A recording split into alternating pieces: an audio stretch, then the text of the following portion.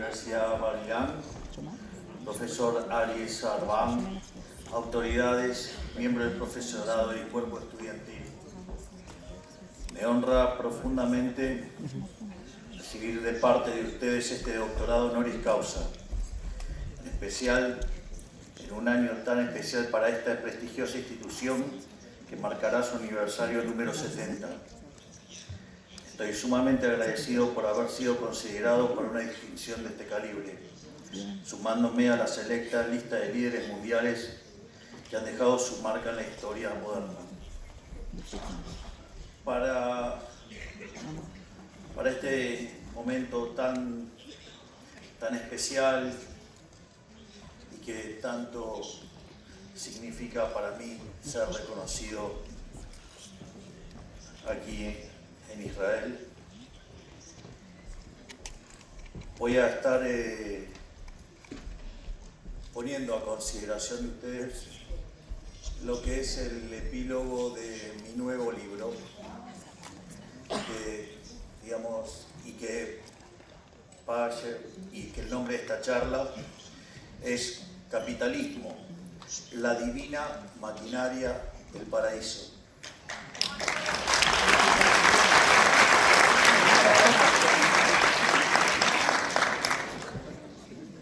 Básicamente, la charla va a tener dos partes. La primera parte, que es el nombre del libro, que se llama Capitalismo, la moral como política de Estado, donde voy a estar dando los elementos de cómo construir políticas de Estado en función y en base a los valores éticos y morales.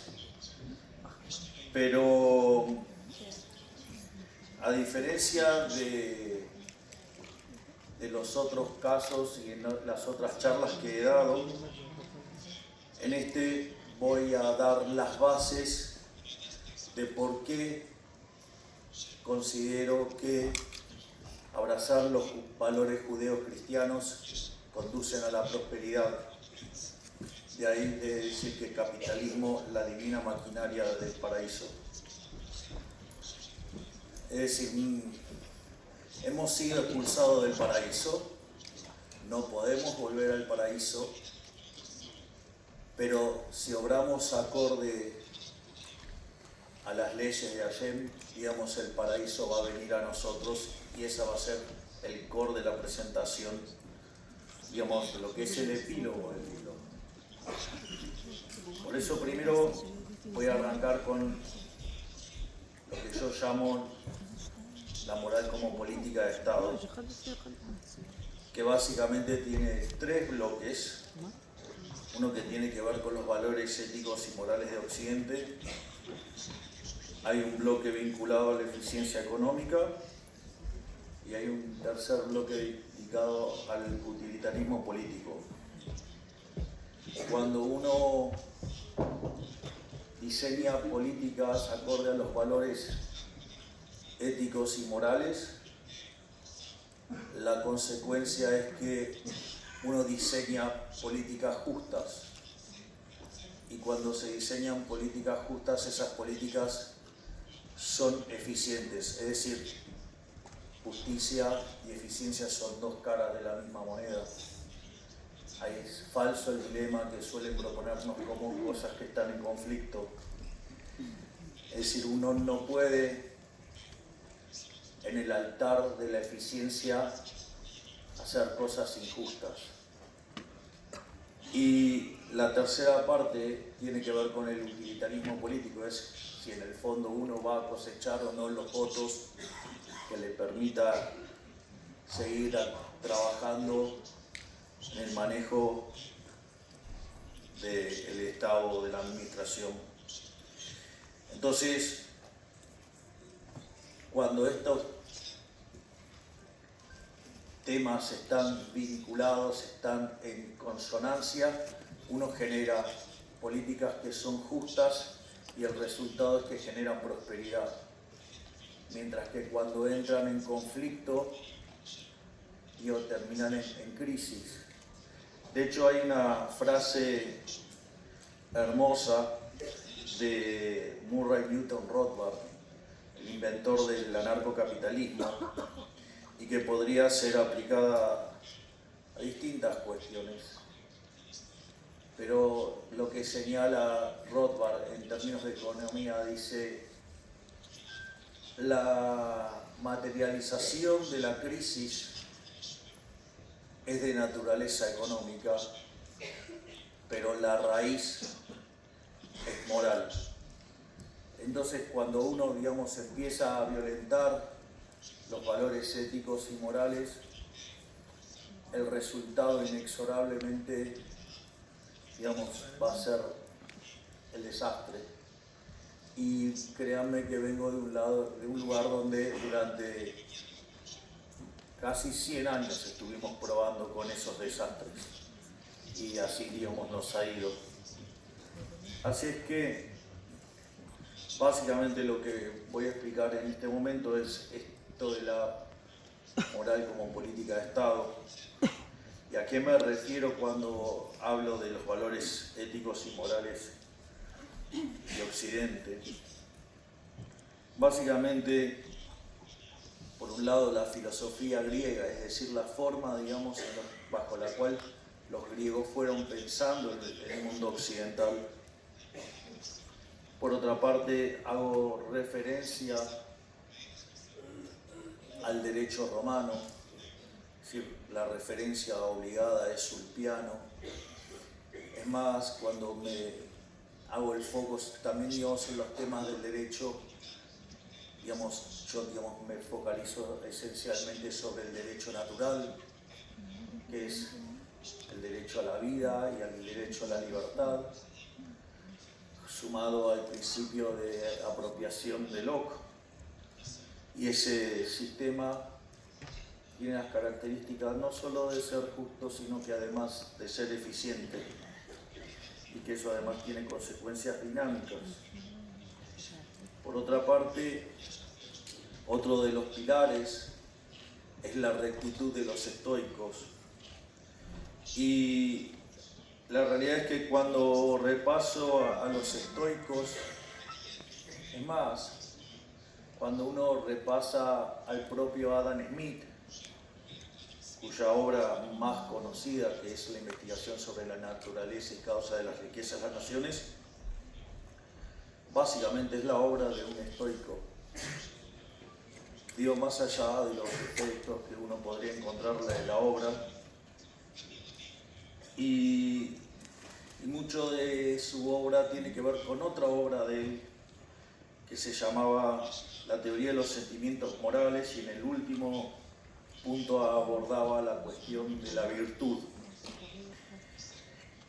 Pero dado que estoy en Israel, puedo hacer la presentación, digamos, que uno encontraría en las Sagradas Escrituras, digamos, como equivalente, y que, por ejemplo, ha sido muy revelador para mí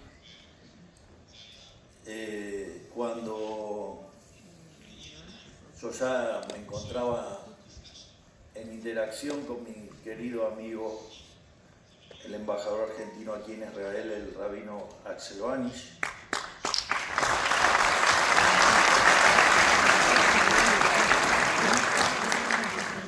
Entonces estábamos a la puerta de un nuevo año, un nuevo judío, y entonces Axel me propuso que cuando fuera el momento que se entraba en Año Nuevo, pidiera 3 deseos. Y como tenemos tanta confianza, después cuando pudimos hablar, me preguntó qué pedí. Entonces yo le dije que había pedido sabiduría para poder distinguir del bien del mal. Había pedido coraje para elegir el bien y templanza para poder sostenerme en el camino del bien. Bueno, Dios, para mi sorpresa, me dijo: pediste los deseos del rey Salomón. Y y obviamente después, como fui aprendiendo más, sumé el tema de justicia. Es decir, teniendo bien claro que algo por ser legal no necesariamente es legítimo, sino que uno lo que tiene que buscar es que, el derecho natural y el derecho positivo estén en consonancia, de modo tal que la ley sea justa. Cuando no hay consonancia, algo por más legítimo, por más legal que sea, eso no lo hace legítimo. Y no hace falta que le cuenten tantas cosas que han sido sancionadas como leyes que eran profundamente ilegítimas, profundamente injustas y que no eran más ni menos que para darle una pátina de falsa conciencia a gente que quería hacer atrocidades. Y no es casualidad, que son las mismas virtudes que presentan los estoicos, y básicamente es muy similar al entramado que hace Adam Smith, solo que aúna la templanza en algo que sería como el autocontrol, el self-command, y así combinarías, que en esa combinación llega a 3 y le permite sumar la beneficencia, pero la beneficencia hecha con los propios recursos, no con los ajenos. Con lo cual, básicamente, a eso es lo que me refiero cuando hablo con la rectitud de los estoicos. Y básicamente, cuando hago referencia a los valores judeocristianos, que es la parte que después voy a estar desarrollando en lo que es el epílogo, básicamente hago referencia a los 10 mandamientos, a los pecados capitales y al no hacer. Entiendo que acá me comprenden mejor qué es lo que quiero decir cuando hablo del no hacer.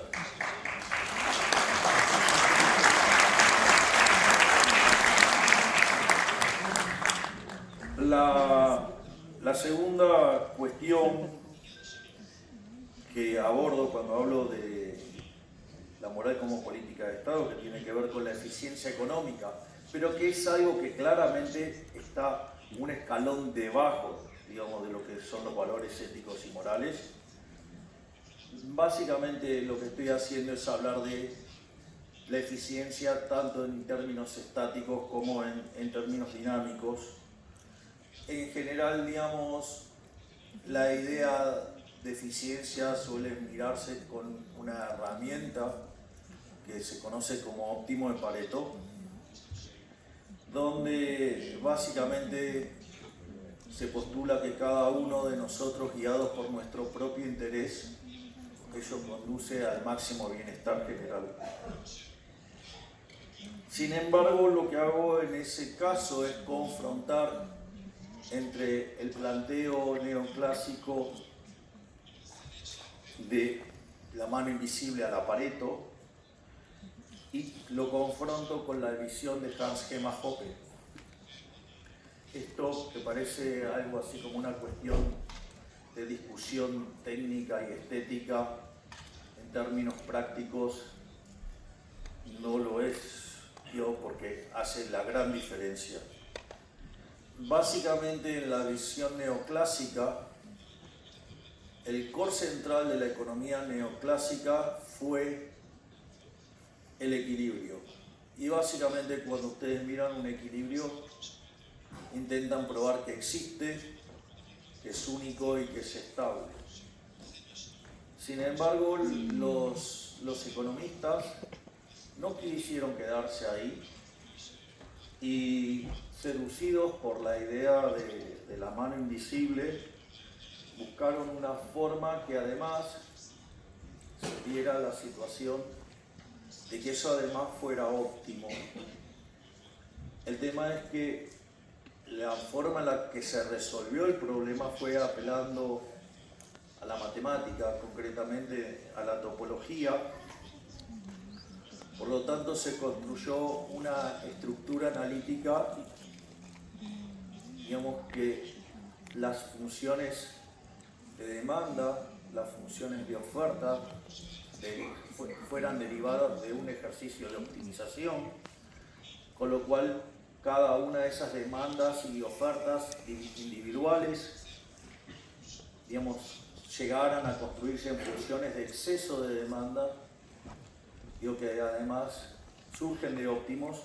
Por lo tanto, en el caso que uno encontrara el vector de precios de equilibrio, ese equilibrio existiría si tuviera algunas propiedades en cuanto a la estricta convexidad en las funciones bajo análisis. Ese equilibrio sería único. Si los efectos directos dominaran los efectos cruzados, lo cual es bastante razonable, además el equilibrio sería estable, pero en este caso además sería óptimo. El problema es que eso nos deja sujetos a una estructura matemática muy rígida, y el problema es qué sucede cuando el modelo no mapea con la realidad. Bueno, desde mi punto de vista, los economistas tomamos una posición muy arrogante, y que cuando el modelo no mapea con la realidad, se nos ocurrió llamar eso fallo de mercado. Digo, quizás en términos académicos uno lo puede aceptar. Digo, igual quién es el dueño del dedo para decir cómo debería ser ese mundo, ¿no? Pero más allá de eso, el eje central es, a mí como economista profesional en mi otra vida, por decirlo de alguna manera, porque ahora me dedico a otro negocio,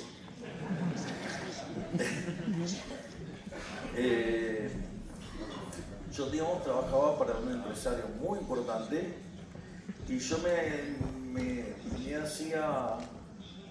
Ustedes saben que los empresarios son hombres de hacer, no son mucho de las palabras, son hombres de hacer. Entonces ustedes imagínense que yo iba con algún trabajo y le dijera, no, bueno, el modelo dice. Bueno, el modelo dice, pero si me hace perder plata a mí no me sirve nada. O sea, el destino era bastante lineal y rápido. Con lo cual, porque es como que si ustedes tienen el modelo y la realidad no mapean el modelo, es decir, que está mal la realidad, lo cual es un disparate. Ustedes tendrían que cambiar el modelo, ¿no? Digamos, o sea, torturar a la realidad. Entonces, lo interesante de la deducción de Hans Gemma Hoppe, digo, pese a que Hans Gemma Hoppe me detesta, literalmente me odia, dice cosas verdaderamente aberrantes, probablemente muchas de ellas tengan razón, y hace una demostración que verdaderamente es maravillosa. Hace la demostración de la eficiencia utilizando la lógica. Es decir, el planteo de Hans Gemma Hoppe es un planteo filosófico y lo resuelve vía la lógica.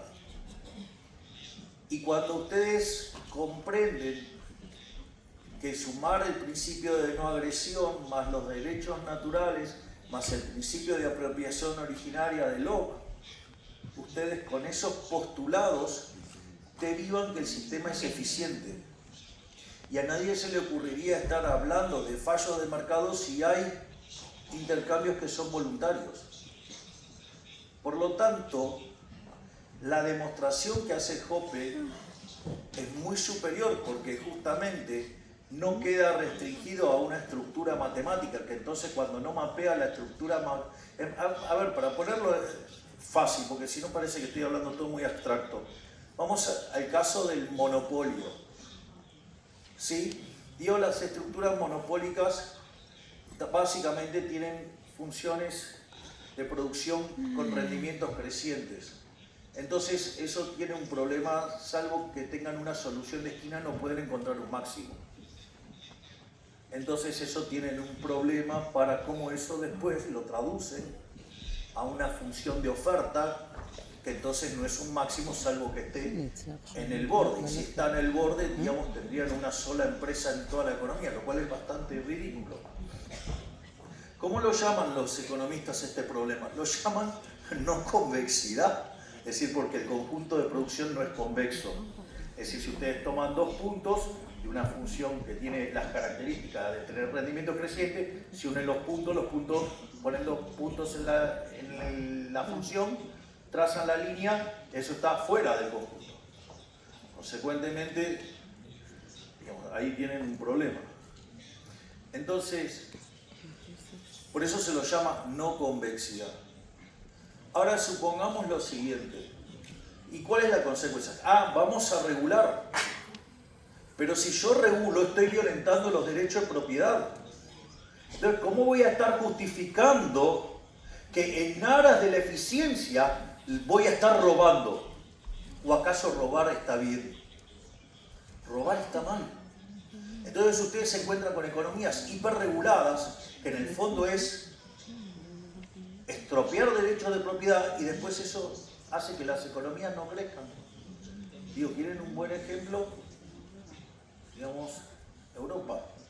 ¿Quieren un caso aplicado de alguien que trabaja con estas definiciones y obras de consecuencias? Argentina. En poco más de 2 años llevamos a cabo más de 15.000 reformas estructurales.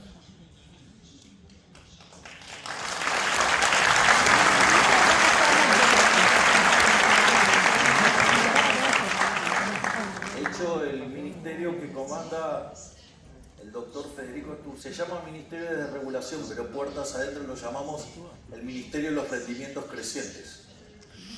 Y que básicamente desregular implica devolver derechos de propiedad, y eso permite liberar rendimientos crecientes, y eso genera crecimiento, porque facilita la división de trabajo.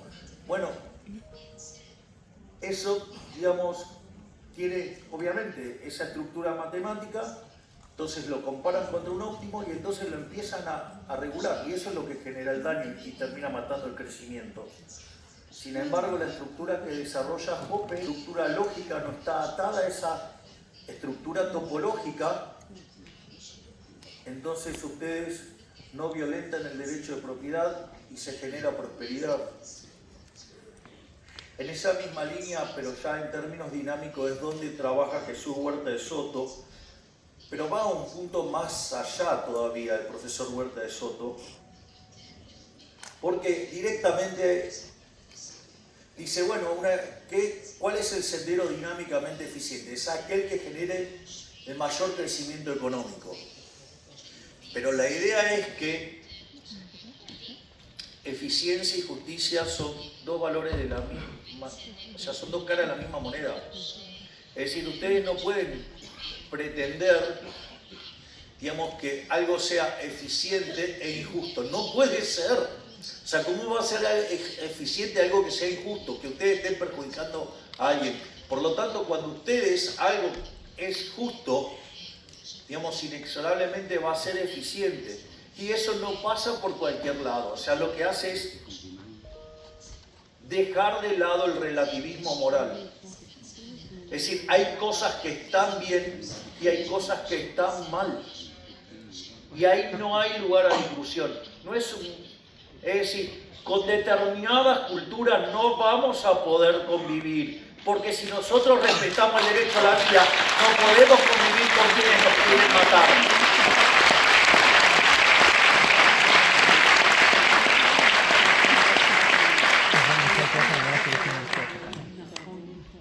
Y eso entonces tiene consecuencias en términos de crecimiento económico. El otro punto tiene que ver con el utilitarismo político. Los políticos, bueno, en general todos, salvo raras excepciones,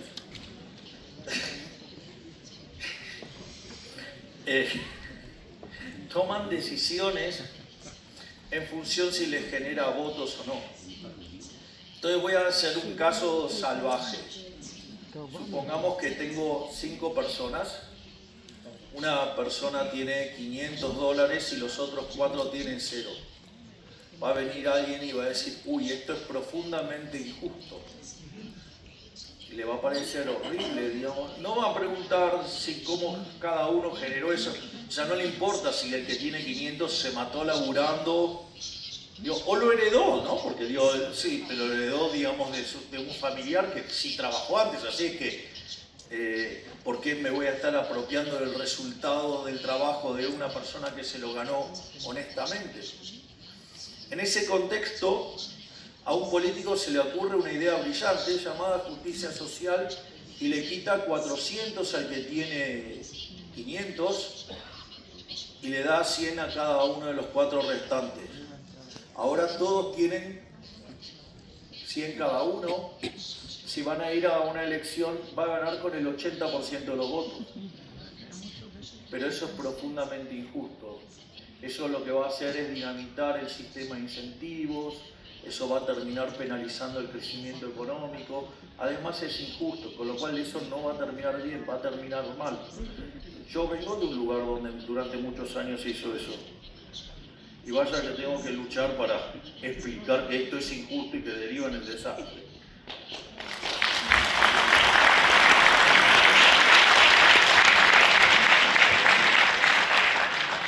Entonces, dada esta introducción, yo les quiero compartir con ustedes, porque esta es la primera vez que lo voy a hacer en público, esta lectura que es Capitalismo, la divina maquinaria del paraíso, donde es el epílogo de mi nuevo libro, y se los quiero leer tal cual lo escribí,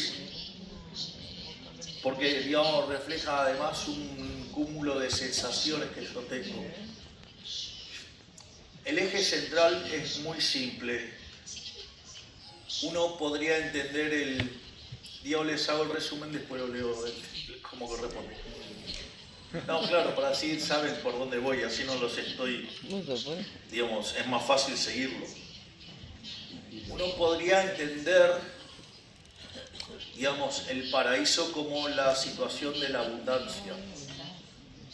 Y por oposición, el infierno sería básicamente la miseria, la escasez, la violencia, el tiempo como una carga agobiante.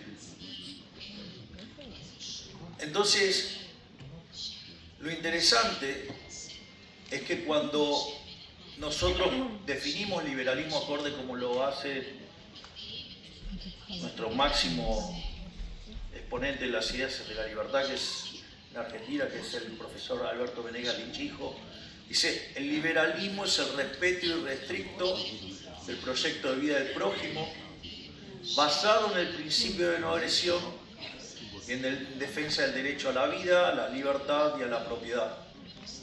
Y ese sistema, digamos, es justo y es eficiente. Y ese sistema ha probado ser el único sistema que genera prosperidad. Por lo tanto, lo que yo voy a mostrar es que esos valores subyacentes que están detrás de ese modelo están alineados con los valores judeocristianos. En definitiva, si uno se abraza al cumplimiento de la ley de Dios, se genera prosperidad. No vamos a poder traer, digamos, no vamos a poder volver al paraíso porque hemos sido expulsados del paraíso. Pero sí, como decía el Rebbe, que lo que podemos hacer es traer el paraíso. Es decir, con lo cual, lo que vamos a probar es que el capitalismo es una máquina divina para generar prosperidad y para estar más cerca del paraíso. Y por defecto, digamos, todos los valores que son los del socialismo, que es la envidia, que es el odio, que es el resentimiento, es el trato desigual frente a la ley y hasta la vulneración de la vida misma conduce a la miseria. Fíjense que cuando yo planteo el caso de la justicia social recién, todo eso se genera ¿por qué? Porque hay 4 tipos que le tienen envidia al que tiene 500. Entonces, y fíjense que implica tratarlos desigualmente frente a la ley, porque les quitaron a uno para dar a otro. Y eso violenta el sistema de incentivos y eso lleva a la miseria. Es más, lleva a que además los seres humanos se lleven mal, no pueden convivir en paz. Así es que ese vendría a ser el eje central del argumento. Y entonces ahora sí, como ya saben por dónde voy a estar yendo, veo por ahí una camiseta de Boca. Ganábamos.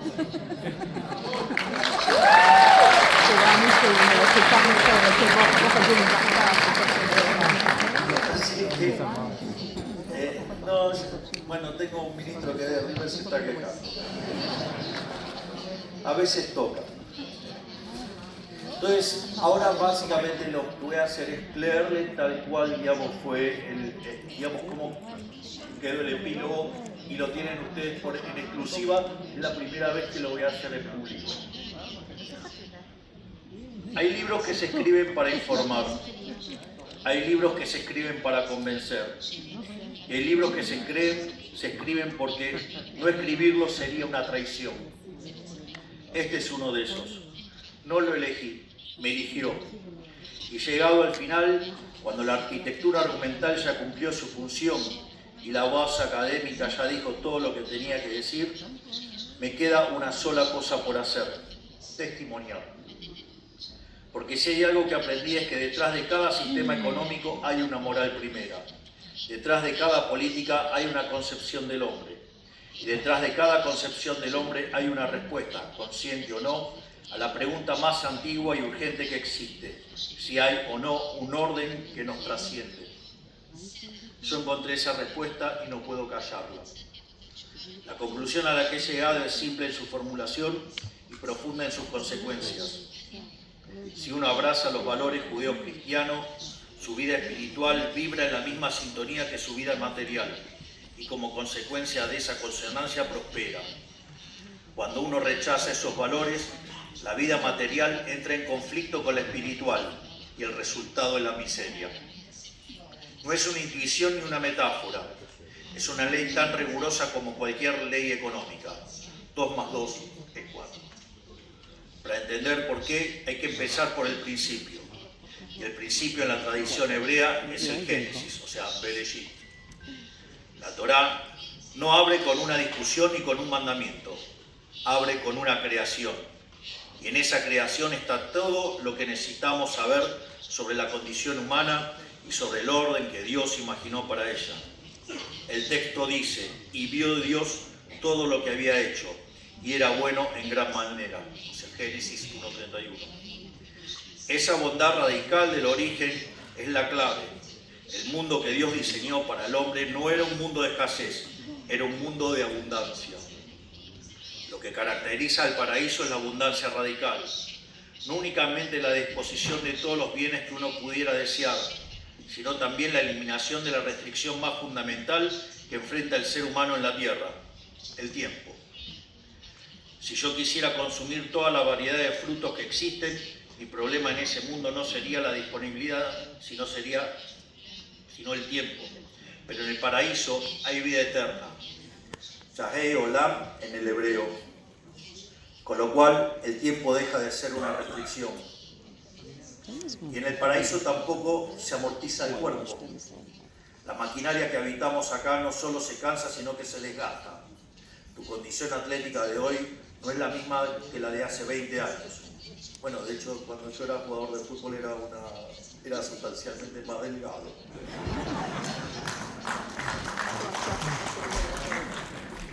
Es decir, que en el paraíso esa degradación no existe. Por oposición, el infierno puede definirse como la miseria radicalizada, la miseria extrema. No solo la ausencia de bienes, sino la presencia del tiempo como peso, como tormento, como un día a día que aplasta sin horizonte.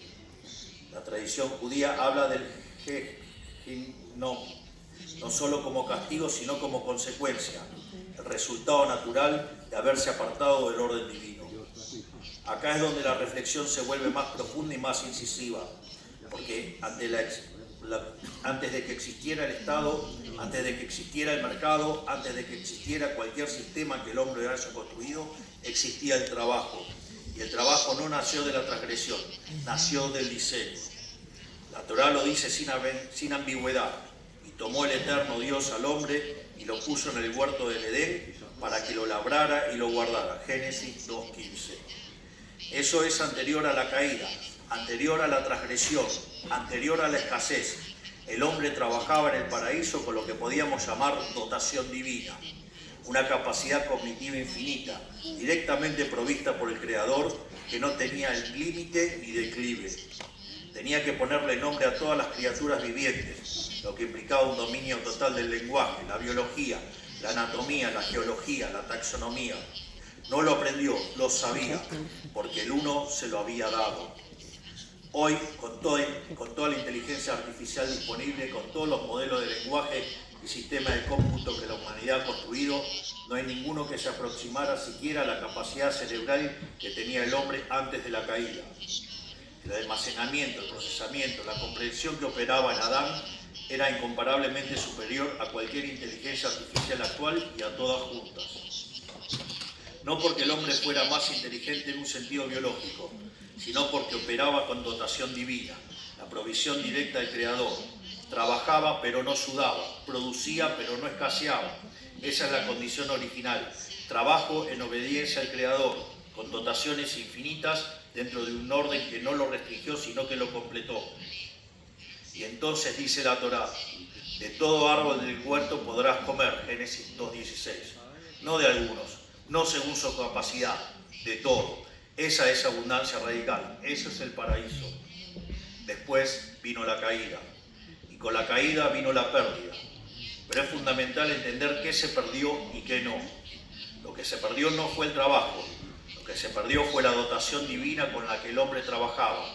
Antes de la caída, el hombre tenía acceso directo a la provisión del Creador, esto es, dotaciones infinitas, capacidad cognitiva sin límite, conocimiento sin esfuerzo.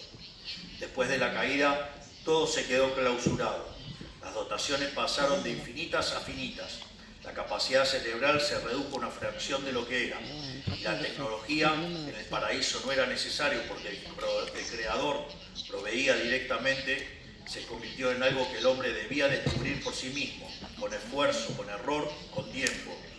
Y apareció lo que la Torá describe con una precisión brutal. Con el sudor de tu frente comerás el pan, Génesis 3:19. El mismo trabajo, pero con una herramienta rota.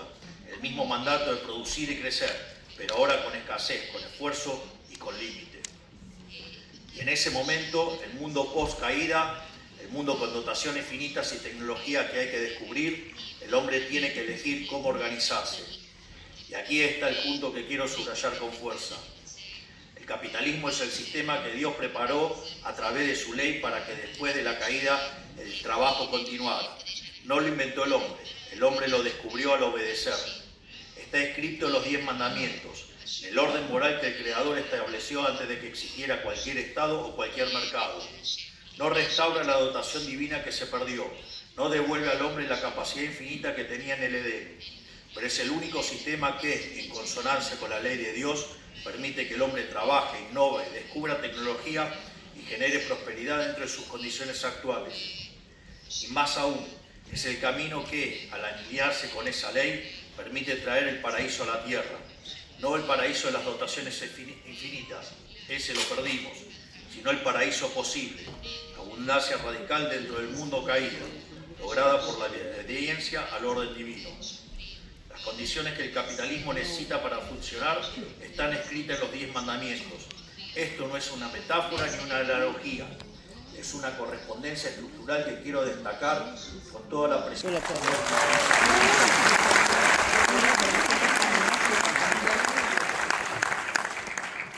También tenemos el mandamiento que dice no robarás. Sin propiedad privada no hay mercado. Si el fruto de mi trabajo puede ser confiscado por otro, ya sea un ladrón, o un Estado que redistribuye por la fuerza, desaparece el incentivo a producir. La propiedad privada no es una convención humana arbitraria, es el reconocimiento de que el trabajo del hombre le pertenece, porque el creador mismo se lo instruyó así. Otro que también, juega un rol fundamental, que es no darás falso testimonio. Bueno, eso, parece que evidentemente gran parte del periodismo entonces juega para las fuerzas del mal. Y una de las cosas que a uno lo pone mal es que cuando estaba del otro lado de la Matrix, en realidad les creía. Y el problema es que cuando uno está acá se da cuenta de todas las aberraciones que causa. Hay una parte maravillosa en la biografía de Vivi que dice que el día que logre caminar sobre las aguas le van a criticar porque no sabe nadar.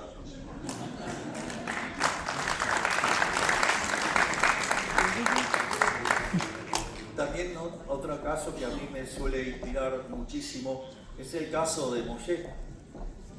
Ya habiéndose cruzado el Mar Rojo, ya estando en camino a la tierra prometida, cuando Moshe se levantaba temprano, lo criticaban diciendo que se había peleado con Séfora. Cuando se levantaba tarde, lo criticaban porque básicamente estaba haraganeando. Y si se levantaba en punto, lo criticaban porque decía que no tenía nada que hacer. Es decir, no importa lo que hiciera, le iban a criticar. Y para ponerlo en un caso más cercano, días atrás vi el especial de Elvis Presley, es Epic, Elvis Presley in Concert, y arranca cuando Elvis era joven y las cosas que decían, que no sabía cantar, que no tenía talento. Bueno, le dicen unas cosas bastante fuertes. Por lo tanto, también quiero dejar un mensaje acá. La verdad es que lo van a criticar siempre. Siempre van a ser criticados. Siempre. El poder es inexorablemente una pirámide. Todos aspiran a estar en la parte más alta de la pirámide y las personas tratan de escalar, algunas con herramientas legítimas y otras con herramientas ilegítimas,